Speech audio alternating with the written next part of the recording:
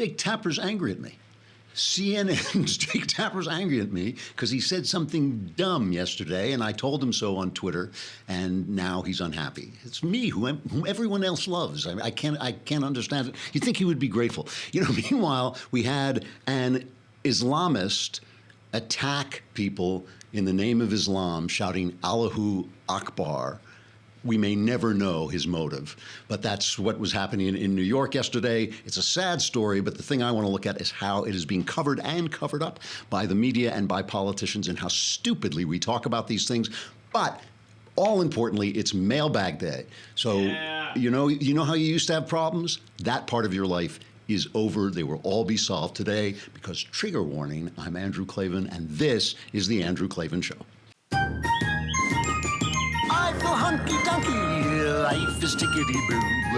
Birds are winging, also singing hunky-dunky-doo. Ship-shaped, tipsy-topsy, the world is zippity-zing. It's a wonderful day, hurrah, hooray! It makes me want to sing. Oh, hurrah, hooray! Oh, hooray, hurrah! All right, it is Mailbag Day, and we've got some great questions, but can we do Mailbag Live as well? Yes. How do they do that? Write in on the comments section on the Daily Wire page. The comments section on the Daily Wire page? Yeah, where they're watching the video. Okay, where you were watching the video, because in order to ask questions on the mailbag, you got to subscribe to the Daily Wire. It's a lousy $10 a month. I mean, why would you have? You have $10 and all your problems, or you can give up the $10 a month and all your problems could be solved. I mean, that is a clear, easy deal to make. If you subscribe for a year, it's only 100 lousy bucks, and you get the Leftist Tears tumbler. So not only will you have no problems, you'll also have a tumbler full of leftist tears. It is a good deal that will come up after we break away from Facebook and YouTube, so you'll have to come over. If you want to listen, you'll have to come over to thedailywire.com. You will also want, while you're doing that, to get yourself some Blue Apron food.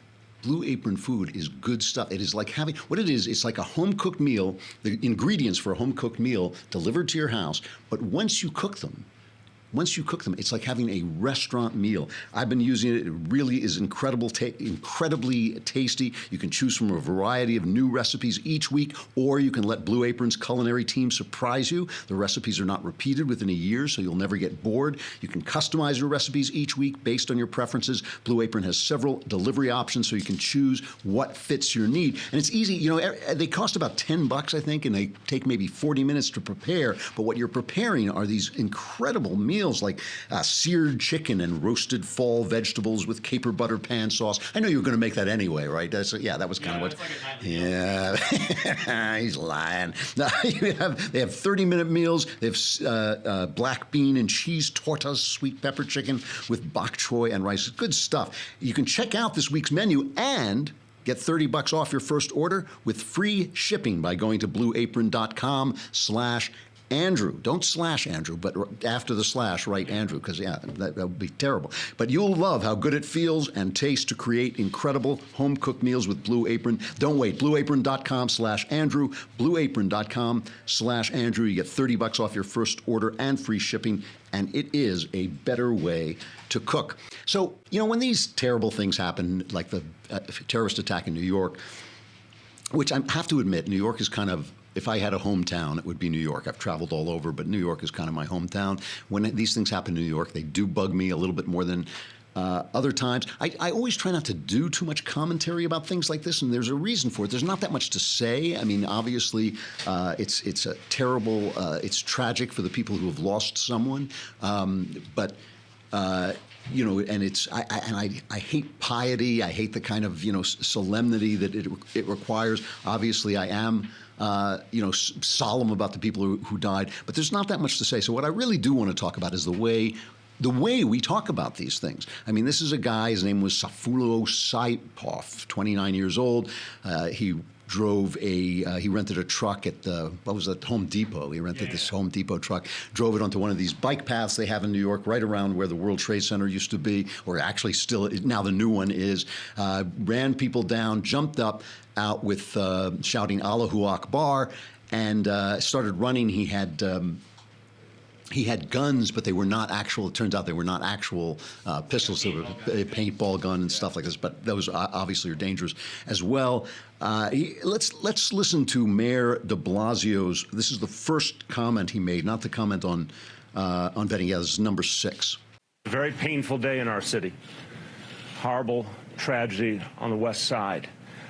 Let me be clear that based on the information we have at this moment, this was an act of terror, and a particularly cowardly act of terror aimed at innocent civilians, aimed at people going about their lives who had no idea of what was about to hit them.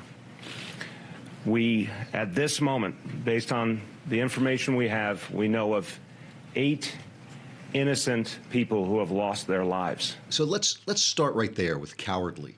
They always say this about terrorist attacks. There's nothing cowardly about them. They're evil, but they're not cowardly. Courage is an amoral virtue, right? You know, Adolf Hitler had courage. He won the Iron Cross in World War I, but that didn't stop him from being evil. In fact, it's even worse when somebody has courage. What the guy is, when Trump got this exactly right, the guy is a loser. He is a loser. He has nothing to contribute to society. He has nothing good to build. It's easy to kill. It's easy to destroy. It's impossible to build up. You know, when I saw them fly the planes into the World Trade Center, you know, my thought was, okay, you know, you're dancing in the streets and you're congratulating each other. Let's see you invent a plane. Let's see you build a building. Let's see you do something that matters to humankind, because anybody, I mean, it's like a kid in a playground who sits there and builds this elaborate block structure, and the bully comes over and kicks it down. Bully may not be a coward. He's just a thug. He's a loser. He has nothing. He can't do what that kid who builds things can do. And that's what these are. These are guys from failed societies, and they're failed for a reason that we will talk about. You know, but to call them cowardly, it just doesn't resonate, because they know they're not. We know it's, you know, when you just sling insults at people, it doesn't matter. They're not cowardly. They're evil, and they're losers. And that was what Trump was right about. We should celebrate the NYPD. We've got to celebrate this guy, Ryan Nash. He was a uniformed police officer. This was like out of Blue Bloods, you know? It was like this guy is a uniformed police officer. He's out looking for what they call an EDP, an emotionally disturbed person. Probably somebody wandered off. And he sees this guy with his 2 weapons running away, and he shot him. Now, you think like, okay, well, that's what he's supposed to do. But you got to think about it. Put your imagination in there for a minute. This guy doesn't know, is he a drunk driver? He doesn't know if he's like, you know, what he is. And he has to make that call. And as we know, if he makes the wrong call, and he's a white guy, for instance, and he shoots a brown guy, you know, I mean, the guy can be crucified. So he really has to make the call, and he did. And he, you know, kept this guy from getting away. He kept him from hurting other people. It really, so that's Ryan Nash. And the Wall Street Journal had a point when they said, you know, when they said most New Yorkers regard it as a small miracle that terrorism success in the city has been minimal, but it's not a miracle. Protecting the city's sprawling tableau falls to the New York City Police Department, and it must be noted that its record in the years following 9/11 has been stellar. The NYPD's anti-terrorism unit is a model of relentless vigilance and cooperation with security agencies in the U.S. and in Europe. Vigilance and cooperation are the 2 indispensable tools in ensuring that the terrorist world remains abnormal. And, you know, I just want to add to that they have done this with the New York Times and other liberals, dragging them down for everything. They exposed the fact that they were surveilling mosques and working to get informants in mosques, and they went after them for this, and they stopped. You know, they've got the lawyers after it, just like they did with Stop and Frisk, this very successful program that was taking guns off the street. And we know that the New York Times hates guns, but it's not. But it's okay if the guns are in the hands of criminals, if the criminals are in some kind of identity that they approve of. They had this excellent thing where they would, you know, listen, a cop, I've known a lot of cops. I've talked to a lot of cops. A cop can tell if you are holding a gun. He can tell it from a mile away. You stand with a cop and he will say, yeah, strapped, strapped, strapped. He knows when the guys have guns. They just do. You know, they can see the weight. They can see the way the pants are.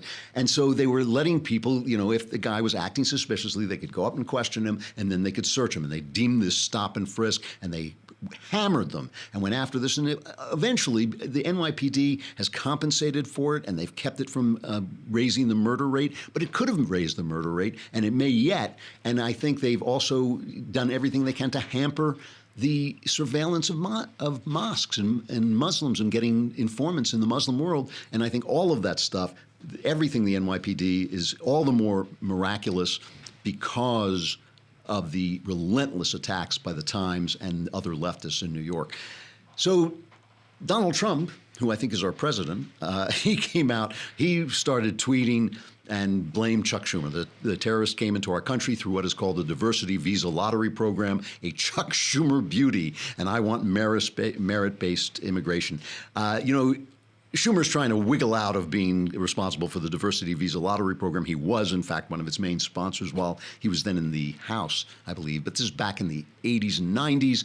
And, Trump's larger point is right. His larger point is right. But the thing that got me about this is Schumer immediately said, "Oh, you're politicizing a tragedy," which is to laugh. And the media picked this up. Joe Scarborough, he's immediately, "This is terrible." This is cut number one from Scarborough. That they were united with him. Yeah. And so here you have the President of the United States now, Donald Trump, 16 years later, using a terrorist attack when we should all come together to take cheap political shots against members of the opposing party. Now is not the time. Now is not the place. And this is not what Americans need from their president. Not just this president, any president. We need somebody that can bring us together in these times. Yeah. Let's go back into the vast distances of time, like a month ago, after the Vegas attacks that we still don't know we still don't have really an idea what the motive, if anything, was there. Here's Joe Scarborough then. 9 out of 10 Americans, 9 out of 10 Americans support background checks, enhanced background checks. Would that have done anything here? I don't know. Maybe, maybe not. It would make America a safer place. Might keep guns out of the hands of people who abuse their spouses. It might keep guns out of the hands of people who abuse their children. Might keep guns out of the hands of terrorists. Certainly something that law enforcement officers, the cop that protects you, wants. So here's, obviously the hypocrisy. The hypocrisy is big in this one. The hypocrisy is huge. Chuck Schumer, all the Democrats immediately politicized the Vegas attacks, immediately went for the gun control thing. The difference is that gun control won't stop attacks like the Vegas attack. We know that. And political approaches do apply to Islam, to Islamic attacks, Islamic terrorism, because this is a political issue. This is a political religious issue. Now, I think that the one thing I will score Trump on is he shouldn't have gone after Schumer. Chuck Schumer doesn't want there to be terrorist attacks. He may be wrong about stuff, and it's right. His larger point, Trump's larger point, that we need to look at our immigration system and all these things meant to stop us from, controlling immigration, controlling our borders, and keeping out people who don't like us, who have philosophies that are antithetical to what we believe in. He's right about that. But yes, I do not believe he should go after Chuck Schumer. But Lindsey Graham, points out that he had just had a conversation with Trump, and he points out that the thing about Trump is, as opposed to Barack Obama for 8 years, who wouldn't even say the word Islam, Donald Trump understands what's going on here. The one thing I like about President Trump, he understands that we're in a religious war. And to the American people, we're fighting people who are compelled by their religious views to kill us all.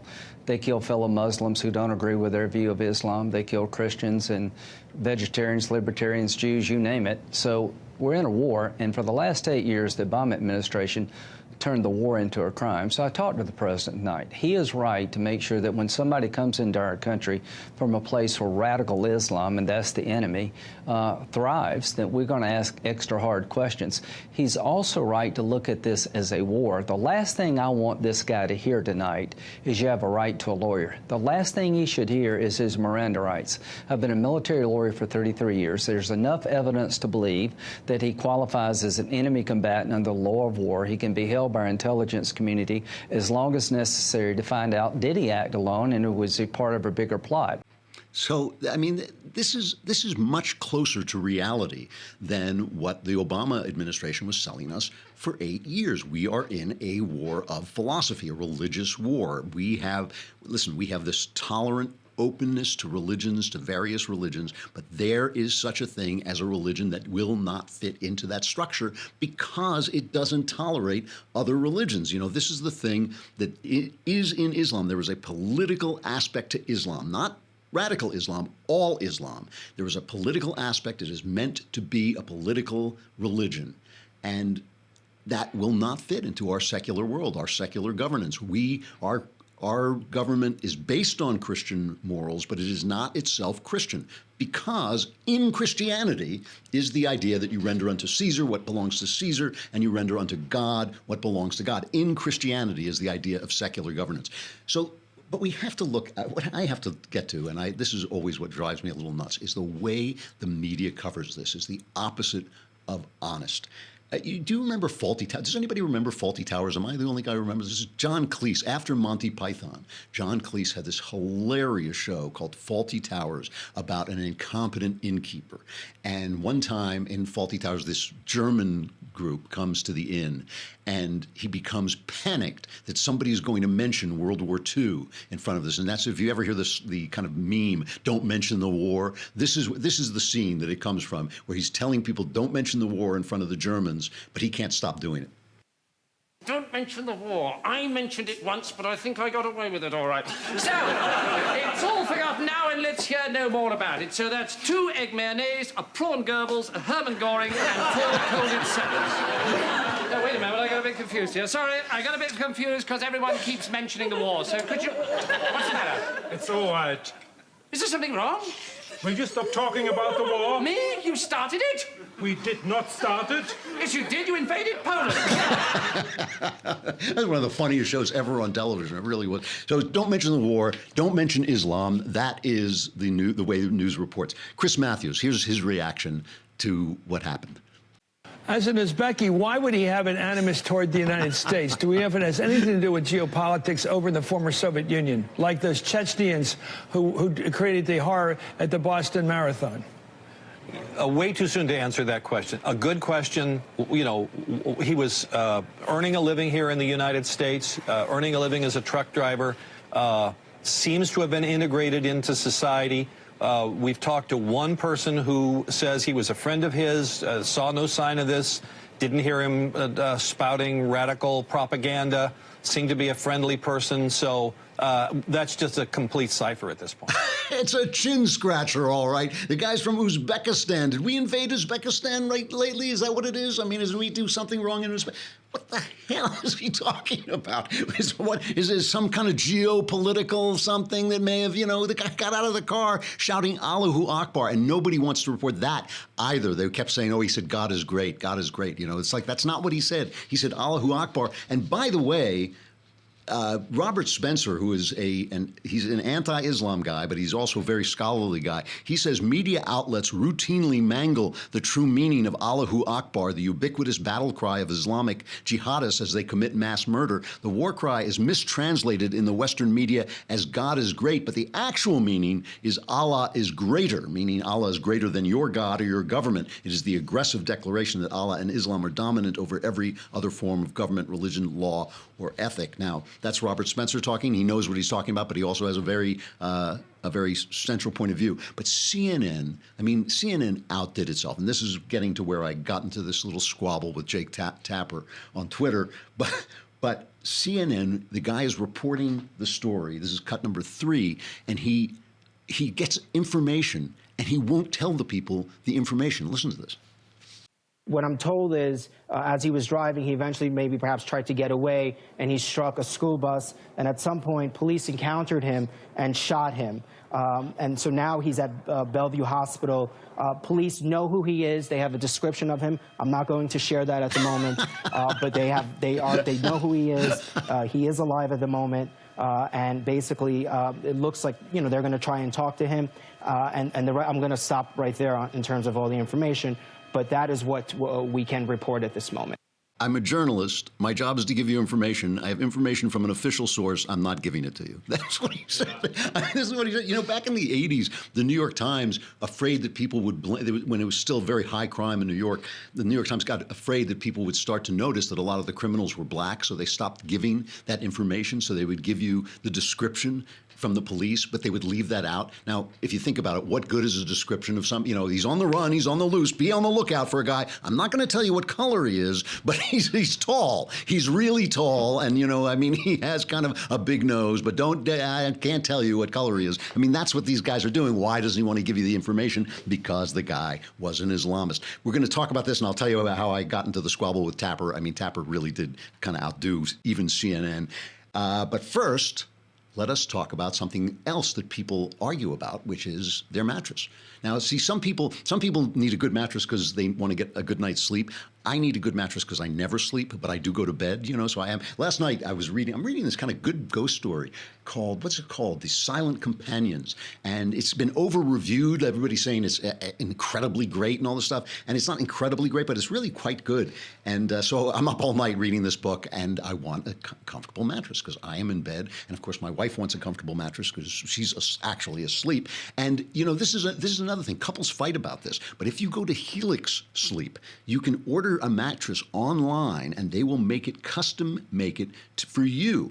And if you've ever shopped for mattresses, you know that it's not that pleasant experience, but you go to helixsleep.com/Klavan, Klavan, go to helixsleep.com/Klavan and take their simple 2 to 3 minute sleep quiz, and they'll build a custom mattress that will be the best thing you've ever slept on. And for couples, they even personalize each side of the mattress. They use different things, different quality materials, different softness, all that. Everyone from GQ to Cosmopolitan to the New York Times, a former newspaper, are all talking about Helix, and once you try it out, you'll know why. Your custom mattress arrives direct to your door in a week, and shipping is completely free. Try it for 100 nights. If you don't love it, they'll pick it up and refund you in full. Go to helixsleep.com/Klavan right now, and you'll get $50 towards your custom mattress. That's helixsleep.com/Klavan for $50 off your order. helixsleep.com/Klavan. If you're like me, you'll need a comfortable mattress because you're going to be up all night. If you're not like me, you may be asleep on your comfortable mattress. We have to say goodbye to Facebook and YouTube. You can come on over to thedailywire.com, which you will want to do because we will be answering the questions in the mailbag. And there might be one that helps you, but if you subscribe for 10 lousy bucks a month, you can ask your own questions, and then we'll definitely help you out. Come on over.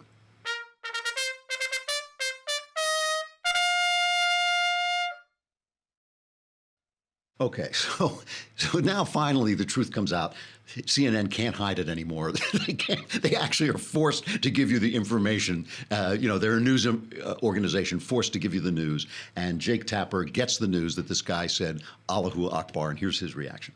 Police have now talked to, they're telling police that they heard this driver yelling Allahu Akbar during this incident, which is now leading authorities to believe that this is as a result that this is now a terrorism case. And I'm just getting an update now. The FBI is taking over this case because it appears now that this is terrorism. The Arabic chant, Allah Akbar, God is great, sometimes said under the most beautiful of circumstances, and too often we hear of it being said in moments like this.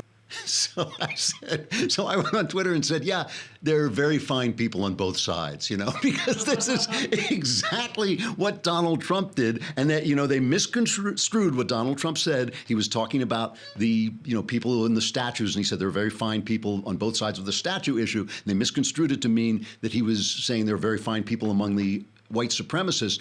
But as I said at the time, he did make a mistake. When somebody has been killed by a white supremacist, the question is not whether there are nice people who want to keep the statues up. That's the time for the president to come out and say, hey, these white supremacists stink. It stinks. It's a sin to be a white supremacist. It's a sin to be a Nazi. That's the time to say that. When a guy just ran down 8 innocent people, killed 8 innocent people and injured over a dozen more, it's not the time to point out that Allahu Akbar is sometimes said. So when I attacked him for it, he said, I said the words can be said in beautiful circumstances. This is him responding to me.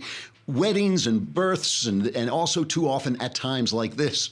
And then he called, actually, Roger Simon wrote about this. So he was really calling, Roger Simon kind of misquoted him on the Twitter thing. And so he was calling him a liar. But then he started calling me a liar. And I thought, wait a minute. Nazis say things at beautiful occasions, too. They say Zig Heil at weddings, maybe. What the hell does that have to do with anything? It's because the left is committed and the press is committed to conflating identity with philosophy, okay? It is no sin to be any color. that God makes. It is not a good or bad thing to be any color that God makes. It is part of God's handiwork. Your philosophy, you choose. You choose your philosophy, and there are good and bad philosophies. And so when people say, hey, there's a problem. There was a book called Islamic, what was the name of the book? It'll come to me. The point of the book, and it was written by an Islamic guy, was that Islam is different than Islamic exceptionalism. That's what it was called. And the point of it was Islam is different from other religions in two ways. One is that it has a political element. So you can't essentially be an Islamic person without believing that Islam should have a political role. And of course, the radical Islamists, the guys who are in favor of Sharia law, those are the people who are a problem. It's not a problem if you just want to go and pray. Nobody cares in America how you pray. No, zero people care how you pray. They may want to convert you to their religion. They may want to preach to you their religion is better, but nobody is going to hurt you because of how you pray, except the worst evildoer, and every country has evildoers. But it is a problem if your philosophy is antithetical to Western governance. That's a problem. And that is the stuff that should be debated, whether Islam itself is antithetical to Western governance or whether it's only radical Islam. And how many Islamic people can we have in before that becomes an issue? Because the other thing about Islam is they worship the very words of the Quran. The Bible, people sometimes say the Bible is the word of God. The Bible is not the word of God. In the Bible, it says that Jesus is the word of God. The Bible is people reporting on what the word of God did. So we do not worship the words in the Bible. And that's why I'm always, fighting with people who say, well, it says here, it says this here, it says this here. And I think, what is Jesus saying? What happened there? That's the story.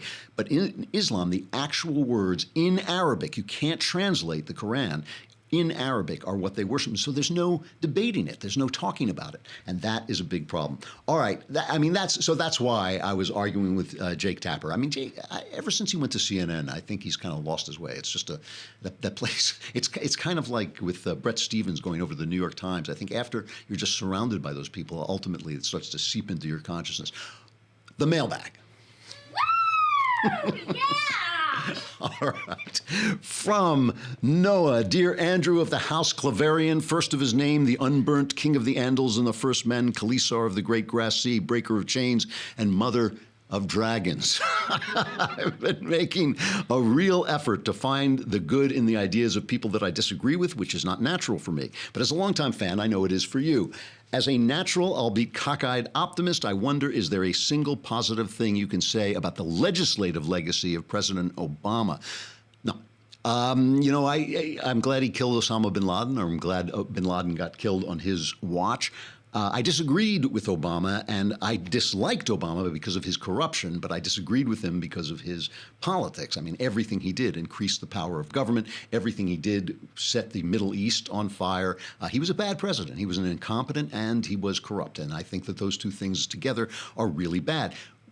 But let's generalize this a little bit more and talk about the left. I do think the left has a purpose in that they hate this country, and they're constantly criticizing this country, and the country is imperfect, and sometimes their criticisms are true. So sometimes, like for instance, I think the fact that they're always harping on inequality, I don't think equality is a good goal, but I do think that this economy, as it's currently structured, has left people out. And I think how to get people back in is that's what President Trump ran on, and that's why he won. That's part of the reason why he won. So I don't think we should stop listening, even though we can stop listening to leftist solutions. We can't always stop listening to their complaints, because one of the things that constant critics do is like a stopped clock. They can be right twice a day.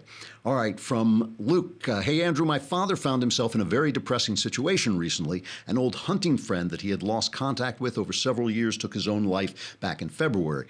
Last year, he had made some effort to reconnect, but was unsuccessful. It wasn't until last month, when he redoubled his efforts to track him down, that he found out about his death. He couldn't help feeling that if he had been more persistent in his original efforts to find his friend, it may have changed the way he felt about his life, and then he may still be alive today. What advice can you offer my father? Thanks, Luke. Well, first of all, it's very natural. One of the terrible things about suicide is it leaves everybody feeling very guilty. It leaves everybody feeling that they should have done something. But that is making the same mistake that people make when they look at for instance, an Islamist, and they say, what did we do to offend you? We didn't do anything to offend them. They have chosen a philosophy. People are full actors with free will in their hearts. I've worked with suicidal people off and on for many, many years, and the one thing you have to grant them is that in the end, it's their choice. I mean, if you're working with a suicidal person and you lose him and he goes home and kills himself, it's a terrible, terrible thing.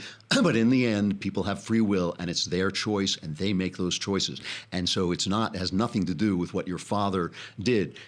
Having said that, I will say this, that death is very final, and you do want to keep in touch with your friends. That's not going to save anybody's life. It's not going to stop anybody from committing suicide. But death does come to us all, and you don't want to let people slip away and find out too late that you haven't done it. That is a totally different issue. Your father has nothing to be guilty about. This guy made his own choice. It's a terrible choice. It leaves everybody feeling terrible. The way he feels is natural, but it's not on him. From Sarah, although masculinity is attacked by our culture at every turn, an aspiring man can find numerous strong and virtuous examples to emulate, including such great men as George Patton, Charlemagne, and Marcus Aurelius. But femininity is also under severe assault, excellent point, and it seems that good models are in shorter supply for us women. Who would you suggest as examples for the feminine types among us to look to? Well, I actually think, with respect, because I think it's a really good question, a really good point, with respect, but I think you're making you have a false premise in there.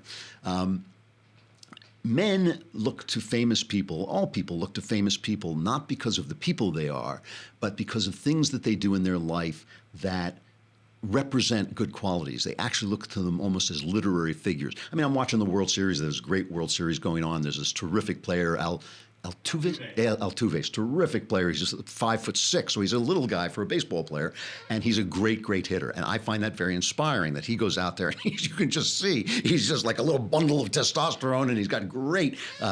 His swinging form is a beautiful thing to watch when they slow it down, and so I admire that about it. I don't know anything about it. I hope he's a great person. I'm sure he is a great person, but I don't know nothing about him. I'm not admiring him as a human being. I'm just admiring this one thing. There are plenty of women in history who might be interesting to you, from Queen Elizabeth to Maggie Thatcher to Florence Nightingale, but that's not the point. The point is that femininity, the things that make femininity so valuable to society, don't make you famous. They don't make you famous. The entire idea of being famous may, in fact, be a masculine drive, what Milton called the last infirmity of noble minds, may, in fact, be a masculine drive to be famous. You may not be looking, if you're looking for someone to emulate, you may be looking for someone who lives around the corner. You may be looking for your mom. You may be looking for someone, the lady next door. The idea that you need famous people to emulate is, in fact, false on the surface of it. I mean, any famous person can teach you something interesting about life, whether it's a good lesson or a bad lesson. But if you're looking for role models, what you really want to look to is the people in your life who are wise and smart, and in this case, feminine. I think, that femininity itself is a quality that is so medicinal for the world, that does so much for the world, and I believe you're absolutely right that it is under attack in and of itself. All you hear women is being told to be strong, and they mean strong in a masculine way. They don't mean strong in a feminine way, because there is indeed a feminine form of strength and courage, but you keep hearing that. And what they really mean is play baseball, build your muscles, show and I just think that is an absolute stupid value. I think it's a stupid value. I think femininity is something that is genuinely a good thing in the world, and an important thing in the world, and a thing that makes men better and makes women better. And I think you've got to find people who exemplify it and learn from them, but they may be just the person around the corner. In keeping with this, from Garrett, what is your most feminine quality? My lacy underwear, I think. No, I'm just, I'm sorry. I couldn't help myself. All good writers have the feminine quality of being intensely aware and interested in other people's emotional lives. And I think that is something that is a reason, I think it was the poet, don't hold me to this, but I believe it was the poet W.B. Yeats, the great Irish poet, terrific poet, who said that if there were no women, there'd be no one for poets to talk to. And what he meant was that poets and writers are interested in an emotional life in a way a lot of men aren't. And so it is am entirely capable of having conversations, especially with individual women. When I'm in a crowd of women, I start to feel a little bit like the odd guy out. But when I'm talking to an individual woman, we can actually talk about that, because that is something that writers are interested in that a lot of guys are not, the emotional lives of other people. So I would say that is my most feminine quality, and the lacy underwear. Okay. From Susan, dear Mr. Klavan, the omniscient. I am an avid listener of your show as of the last few months. I rarely experience a Klavanless weekend because I am now going back and watching all of the shows you've produced over the past few years, and they're fantastic. You also want to try Another Kingdom, narrated by Michael Knowles. It is our new fantasy serial podcast that is very, very successful. Go on iTunes. Please subscribe to it. By the way, please subscribe to it. And please, if you're enjoying it, because it's getting a lot of downloads, tell your friends about it. Tell your friends about Another Kingdom. It is a really, people are really enjoying the story. All right, my question is this. How do I convince my best friend and her husband who live in London to maintain their United States citizenship? Why? Why would you tell them to do that if they don't want to do it? I mean, if you think that there's a reason they should do it, tell them that reason. But it's their choice whether they want to or not. I mean, I lived in England for 7 years, and after 6.5 years, I just decided I wanted to go home. England was not my home, but maybe they feel it is. I mean, there are plenty of people who give up their American citizenship and become British subjects. It's a great country. I think it's a mistake. But if you have a reason you want to tell them, tell them. But maybe it's not their reason. I mean, why is that your concern? Right?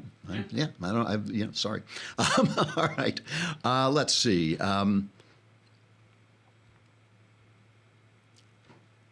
From Jonathan, Mr. Klavan, I have been enjoying the show immensely. Recently, President Trump declared the opioid epidemic a national health emergency, which was then decried by the left as not going far enough, even though the problem has been building for years while President Obama did nothing. I am personally in recovery from opioid addiction, good for you, and have been drug and alcohol free since 1989. Go, pal. My question is, do you think that the plan for addressing the opioid crisis should include funding to faith-based treatment institutions, as long as it didn't go solely to organizations with a specific religious affiliation? I'm very wary about funding for faith-based organizations from the government, because once you take the king's shilling, you tend to be dependent on the king. I know that religions have wonderful programs, and they do get government funding. The Catholic Church in New York, I mean, just gets all this funding. And when they threatened to cut it off, they threatened to cut the Catholic Church's funding off in New York. I think it was over the gay issue. The Catholics said, "Go ahead, just try and supply, the kind of functions we supply." So look, yes, I think if they're funding things, that they should fund everything, and it shouldn't be about faith-based. It shouldn't be about whether they're faith-based or not. I think there is a danger, but it's a moral hazard that the church has to face, and I think that the government should not penalize a good program simply because it is based on faith. Having said that, I do believe that faith is a powerful enemy of addiction, is a powerful solution to addiction, and I believe part of what you're seeing with this opioid addiction is despair. And part of that despair is coming from our drug-based society. We have these antidepressants that solve the problem of happiness, but they create a new problem, which is the problem of despair. You're unhappy, you take a pill, you feel happier, but now you've reduced yourself to a bag of chemicals that can be manipulated to have feelings, and you've lost touch with your spiritual life. And I think it is the spiritual life, it's living the spiritual life, it is committing yourself to the spiritual life, and not becoming a monk, but simply becoming, or a nun, but simply becoming a person who lives life as a whole person, and not as a physical entity all the time, who's not just thinking about where you're going to get your next sex and where you're going to get your next food, but how are you going to get yourself closer to God, and how you're going to become a more full and loving person. That is the path that leads away from these drugs. So I think that that's an important point too. But I'm not against funding religious organizations. I just think it's a danger that the religious people have to pay attention to. What do I have time for? One more, you think? You can do a quick one. Quick one, all right. From Dana, Hail Mighty Lord Klavan. My mother started going to church recently and is very worried that Matthew 19:9 means that by being married to my father after divorcing her first husband, she's committing adultery. What do you think about this, and what can I do to help assuage her guilt? Thank you, Dana. I actually don't agree with that, and I'm kind of out of time to express it. even God can't do the impossible, right? Can't do something that makes no sense, that is illogical. As C.S. Lewis said, just putting God's name in an irrational statement doesn't make it any more rational. Jesus was speaking into the marriage system of his time, and he very specifically in Matthew 19:9 is talking about men basically tossing their wives away, which they were allowed to do under that law. And he was saying, he was protecting the rights of women. He was saying, because women had nowhere to go. Once they were gone, once they were thrown out, they were destroyed. They lost all their rights. They lost all their income. They lost everything. And he was saying, you can't do that unless your wife has been cheating on you. I am very opposed to divorce in almost all situations, but not in all situations. I don't know why your mother got divorced. There are good reasons to get divorced. There are reasons where you have to get divorced. And I think that Christ is definitely not judging her on the basis of first century morality. He was speaking to the rights of people and how you treat people, and I do not think that you're committing adultery by getting married again. I mean, I have a lot of problems with divorce. I don't know what that story is, but the story is over now, and moving on and moving into a new marriage is not, in my opinion, in my theology and in my reading of the gospel, is not going to constitute adultery in the least. And you can tell her I said so. All right, it is time for Tickety-Boo News.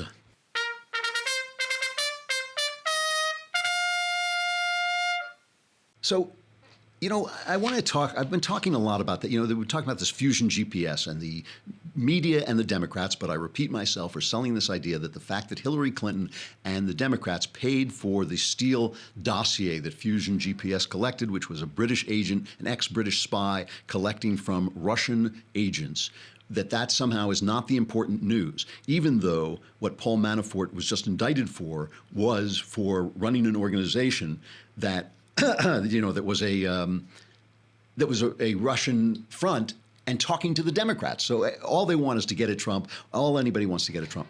And I just want to talk a little bit about why I feel that this thing with Fusion GPS is a little deeper than they say it is. I mean, there was a piece. Let me see if I can find this. The Wall Street Journal wrote a piece recently saying that they thought that Robert Mueller should quit his investigation. He should resign because he was too close to Comey and he was too close to this whole thing. And in this, they attacked Fusion GPS. And everybody went nuts because they had stepped out. Now, I disagree with this, by the way. I think Mueller should finish his job, do what he's going to do. I think he should, I think we can hold him to account. I don't think we have to trust him. I don't think we have to believe in him. But so far, I haven't seen him doing anything except in his appointments, because it seems like he's got a lot of Democrats on his team. But so far, I haven't seen him doing anything egregious. And let's find out what he's going to do. Let's let him finish, because otherwise, it's just going to make Trump look like he's covering up. But the Wall Street Journal points out that they say our other sin against media decorum has been asking questions about the role played by Fusion GPS in the 2016 campaign. And they were an Oppo research firm. They went out and got dirt on your opponent. He says, we learned last week that Democrats financed Fusion, which then paid Mr. Steele to come up with his dossier that included dubious information about Trump-Russia ties. Fusion tried to keep the names of its paymasters secret from congressional investigators and even fought a subpoena. One of the dirty little secrets in Washington is that Fusion is a longtime source for journalists, planting political hits that Fusion is paid by third parties to dig up. Now the press corps is defending its meal ticket, often without reporting honestly about Fusion and how it works. One example, and this is an incredible story, a story by Jason Schwartz at Politico on Monday attacked the Wall Street Journal for their Mueller editorial. Jason Schwartz quoted Neil King, and he said he's a former Wall Street Journal editor who slammed the Wall Street Journal, saying, I don't know a single Wall Street Journal alum who's not agog at where that edit page is heading. But Mr. King he joined Fusion GPS when he left the Wall Street Journal. So essentially, Politico is quoting an employee of Fusion to attack the Wall Street Journal for criticizing Fusion. That is what's happening, okay? And even better, Mr. Schwartz didn't tell his readers that Mr. King has worked for Fusion. Mr. Schwartz also failed to point out that Mr. King's wife, also a former Journal reporter, worked in the Obama White House. Now, this whole thing with Fusion just speaks into a way that we don't follow who these reporters are, and we don't follow what they do, and we don't know who their sources are. And when they say anonymous sources, we don't know what they're selling. I frequently I frequently pick on the press for taking Donald Trump's quotes in the worst possible way. And Trump's not that articulate, and he speaks brashly and all this stuff. But I'm always pointing out this thing that they did to him at Charlottesville, where he was talking about and I said it was clumsy, it was stupid, he shouldn't have done it, but he was talking about the people who didn't want the Robert E. Lee statue to be taken down. We have the cut, right? It's number 16. Let's just play Trump doing this. And you had some very bad people in that group, but you also had people that were very fine people on both sides. You had people in that group, excuse me, I saw the same pictures as you did. You had people in that group that were there to protest the taking down of, to them, a very, very important statue and the renaming of a park from Robert E. Lee to another name. So obviously, it's really obvious when you hear what he's saying that he's talking about the very fine people who are trying to protect the statue. I don't even know if there are any there. And I agree, just like with Jake Tapper, I agree that was not the time to bring this up, just like it wasn't time to bring up Muslim weddings after the guy runs it over. Not the time to bring it up. But headline in the New York Times was Trump gives white supremacists an unequivocal boost, right?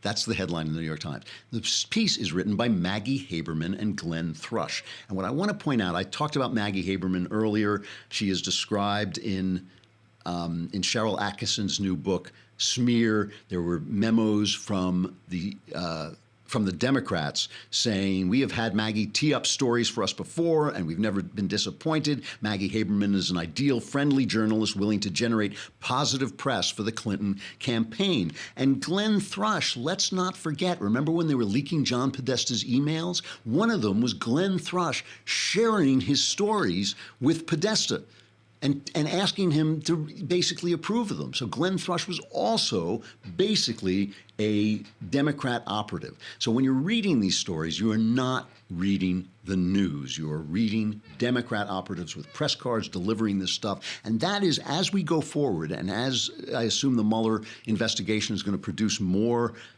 indictments and all that stuff, that is something just to remember as you're reading about it. Look, it doesn't mean Trump is always right. It doesn't mean the Republicans are always right. It doesn't mean the Democrats are always wrong. It simply means that we are dealing with an empire of lies, which is the mainstream media. I believe it's crumbling, but it's still there. It's very much in place. These guys are all connected with each other, and they are selling a line. They are selling a line. And that's why you got to come here. Yeah. That's why you got to come here. You can come here and listen to The Andrew Klavan Show. I am Andrew Klavan. This is The Andrew Klavan Show, and we'll be back again tomorrow.